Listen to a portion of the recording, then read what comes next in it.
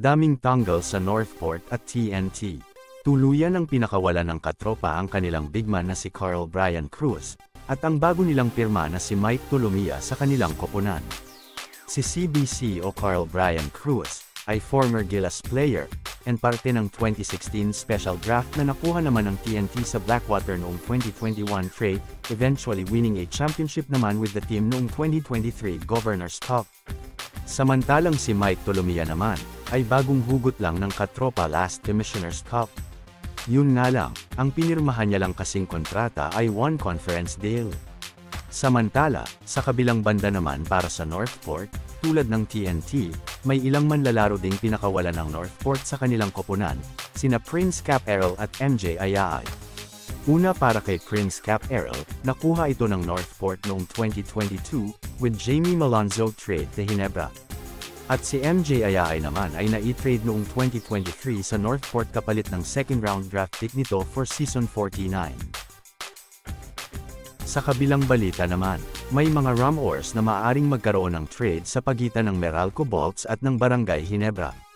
At ang nakapaloob sa nasabing trade, mapupunta si Chris Newsom sa Barangay Ginebra kapalit naman ni Jeremiah Gray sa Meralco Bolts.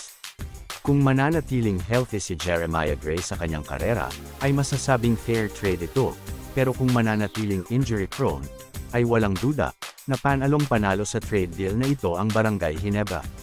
Kasi bagamat may edad-edad na rin naman kahit papaano si Chris Newsom. Pero ang pagiging veterano nito sa liga, sa kanyang mga international experiences ay hindi talaga mababalewala, at isa pa, kung baga nasa prime years niya pa ang manlalaro ito, kaya talagang siguro na magiging asset at effective pa ito under Coach Tim Cone. Suma total, tiyak na si Chris Newsom ay magiging isang malaking asset sa Barangay Ginebra dahil sa kanyang versatile skills at kakayahan sa basketball. Bilang isang mahusay na manlalaro sa both ends ng court, magagamit siya ni Coach Tim Cone sa iba't ibang sitwasyon sa laro. Ang kanyang abilidad sa pag-atake, pagdepensa, at playmaking ay magbibigay daan sa mas malawak na mga pagpipilian sa opensa ng koponan, habang nagbibigay rin ng matinding depensa sa kabilang dulo ng court. Ang kanyang kakayahan na magsagawa ng clutch plays at magdala ng enerhiya sa koponan ay magiging mahalaga para sa Ginebra sa kanilang pagtahak sa kampyonato sa PBA.